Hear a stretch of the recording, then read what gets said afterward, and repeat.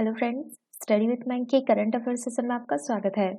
ये current affair SSC, banking, railway, state PCS, CDS, CAPF, NDA और other competitive exam आदि में सहायक होंगे। आज की डेट है 20 दिसंबर 2021। तो चलिए आज का करंट अफेयर शुरू करते हैं। आज का पहला प्रश्न है, केंद्र सरकार के अनुसार भारत की मौजूदा परमाणु ऊर्जा क्षमता निम्न में से कितने मेगावाट है? Option A 6780 megawatt, option B 3580 megawatt, option C 5700 megawatt, option D है आपका 2420 मेगावाट।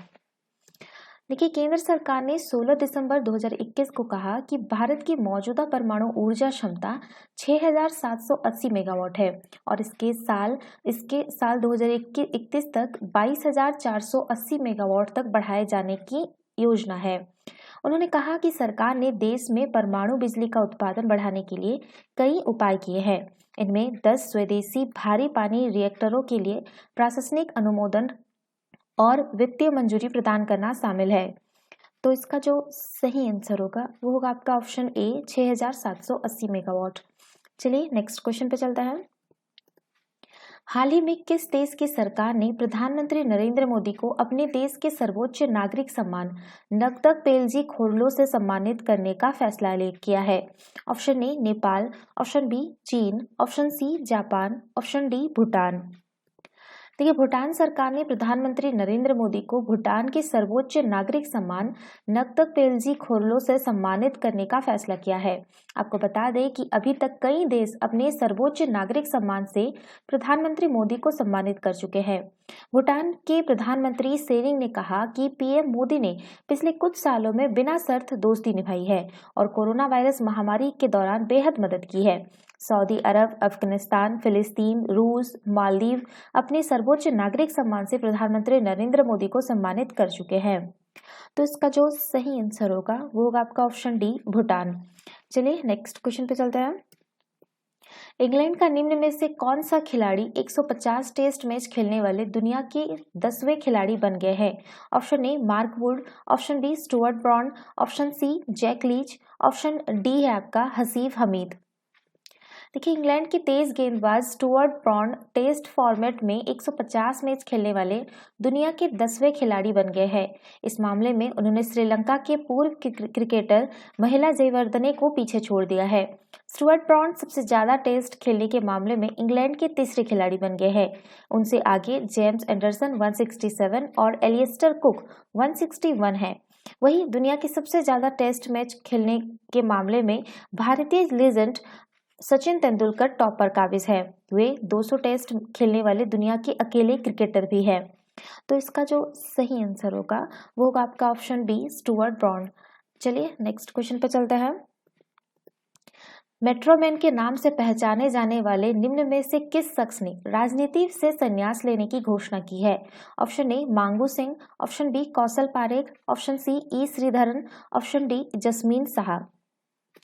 देखिए, केरल के बीजेपी के मुख्यमंत्री पद के दावेदार के रूप में पेश किए गए मेट्रोमैन ई श्रीधरन ने सक्रिय राजनीति से संन्यास की घोषणा कर दी है। हालांकि उन्होंने कहा कि वो बीजेपी के साथ बने रहेंगे। ई श्रीधरन भारत के एक प्रख्यात सिविल इंजीनियर है। वे 1995 से 2012 तक दिल्ली मेट्रो के निदेशक रहे। उन्होंने भारत के मेट्रोमैन के रूप में भी जाना जाता है। भारत सरकार ने उन्हें साल 2001 में पद्मश्री और साल 2008 में पद्म विभूषण से भी सम्मानित किया है। तो इसका जो सही आंसर होगा वो होगा आपका ऑप्शन सी ई श्रीधरन। चलिए नेक्स्ट क्वेश्चन पे चलते हैं। निम्न में से किस भारतीय शूटर को 2021 और पैरालंपिक पुरस्कारों में सर्वश्रेष्ठ महिला पदार्पण सम्मान दिया गया? Option A Prakashi Tomar, option B Heena Sidhu, option C Chinki Yadav, option D Avani Lekhara. देखिए, भारतीय शूटर अवनी लेखरा को टोक्यो खेलों में रिकॉर्ड तोड़ प्रदर्शन के साथ ही जो है आपका स्वर्ण पदक जीतने के लिए 2021 पैरालंपिक पुरस्कारों में सर्वश्रेष्ठ महिला पदार्पण सम्मान दिया गया। अवनी ने 50 metre rifle 3 position standing SH1 स्पर्धा में भी कांस्य पदक जीता और खेलों के इतिहास में 2 पदक जीतने वाली पहली भारतीय महिला बनी। उन्हें इस उपलब्धि के लिए देश के सर्वोच्च खेल सम्मान मेजर ध्यानचंद खेल रत्न से भी सम्मानित किया गया। तो इसका जो सही आंसर होगा वो होगा आपका ऑप्शन डी, अवनी लेखरा। चलिए नेक्स्ट क्वेश्चन पे चलते हैं।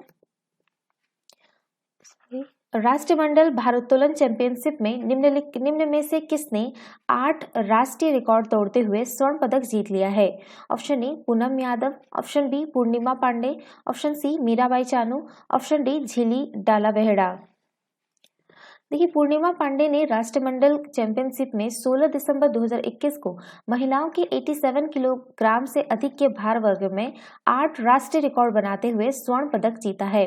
पूर्णिमा ने कुल 229 किलोग्राम यानी 102 किलोग्राम और 127 किलोग्राम भार उठाकर पहला स्थान हासिल करने के साथ अगले साल होने वाले राष्ट्रमंडल खेलों के लिए सीधे क्वालिफाई किया। उन्होंने इस बीच कुल 8 राष्ट्रीय रिकॉर्ड बनाए। इनमें से स्नैच में 2 और क्लीन एवं जर्क तथा कुल भार वर्ग में 3 राष्ट्रीय रिकॉर्ड शामिल हैं। तो इसका जो सही आंसर होगा वो होगा आपका ऑप्शन बी होगा आपका पूर्णिमा पांडे। चलिए नेक्स्ट क्वेश्चन पे चलते हैं। हाल ही में भारतीय अंतरिक्ष अनुसंधान संगठन यानी इसरो ने 4 देशों के सैटेलाइट लॉन्च करने के साथ कितने समझौते किए हैं करने के लिए जो है, ठीक है। तो ऑप्शन है ए है आपका 8, option B 10, option C 6, option D 3। देखिए, भारतीय अंतरिक्ष अनुसंधान संगठन यानी इसरो ने 4 देशों के साथ 6 समझौते किए हैं, जिनके तहत वो विदेशी सैटेलाइट्स को अपने PSLV रॉकेट के जरिए लॉन्च करेगा। यह समझौता 1140 करोड़ रुपए से ज्यादा के हैं। इन सैटेलाइट्स की लॉन्चिंग 2021 से 2023 के बीच होनी है। तो इसका जो सही आंसर होगा वो होगा आपका ऑप्शन सी 6। चलिए नेक्स्ट क्वेश्चन पे चलते हैं। भारत, ईरान और किस देश ने 14 दिसंबर 2021 को चाबहार बंदरगाह के संयुक्त उपयोग पर बातचीत की? Option A Uzbekistan, option B Nepal, option C Pakistan, option D चीन। देखिए, भारत, ईरान और उज्बेकिस्तान ने 14 दिसंबर 2021 को चाबहार बंदरगाह के संयुक्त उपयोग पर बातचीत की। उन्होंने क्षेत्रीय संपर्क को बढ़ाने में बंदरगाह द्वारा निभाई गई महत्वपूर्ण भूमिका को भी रेखांकित किया। इस बैठक के दौरान तीनों देशों ने इस बंदरगाह के पार परिवहन गलियारे के विकास पर चर्चा की। चाबहार बंदरगाह ईरान में ओमान की खाड़ी पर स्थित है। यह बंदरगाह ईरान के एकमात्र समुद्री बंदरगाह के रूप में भी कार्य करता है। तो इसका जो सही आंसर होगा वो होगा आपका ऑप्शन ए उज्बेकिस्तान। चलिए नेक्स्ट क्वेश्चन पे चलते हैं। कौन से शहर के बालकृष्ण दोषी को Royal Institute of British Architects द्वारा रॉयल गोल्ड मेडल 2022 प्रदान किया गया है? Option A Delhi, option B Ahmedabad, option C Mathura, option D Varanasi. देखिए, अहमदाबाद स्थित बालकृष्ण दोषी को Royal Institute of British Architects द्वारा रॉयल गोल्ड मेडल 2022 प्रदान किया गया है, जो कि वास्तुकला के लिए विश्व का सर्वोच्च सम्मान है। 94 वर्षीय बालकृष्ण दोषी को उनके 7 दशकों लंबे करियर के दौरान देश भर में 100 से अधिक परियोजनाओं को पूरा करने के लिए सम्मान दिया जा रहा है। गौरतलब है कि रॉयल गोल्ड मेडल एक ऐसे व्यक्ति या समूह को प्रदान किया जाता है जिनका वास्तुकला की उन्नति में महत्वपूर्ण योगदान होता है। प्रित्सकर पुरस्कार विजेता बालकृष्ण दोषी ने वास्तुकला शिक्षा को प्रभावित करने में महत्वपूर्ण भूमिका निभाई है और स्थानीय तकनीकों से समझौता किए बिना आधुनिकता के विचार को नया रूप दिया है। तो इसका जो सही आंसर होगा वो होगा आपका ऑप्शन बी अहमदाबाद। चलिए नेक्स्ट क्वेश्चन पे चलते हैं। प्रतिवर्ष सार्वभौमिक हेल्थ कवरेज दिवस कब मनाया जाता है? ऑप्शन ए 11 दिसंबर, ऑप्शन बी 12 दिसंबर, ऑप्शन सी 13 दिसंबर, ऑप्शन डी 14 दिसंबर। देखिए, प्रतिवर्ष 12 दिसंबर को सार्वभौमिक हेल्थ कवरेज दिवस मनाया जाता है।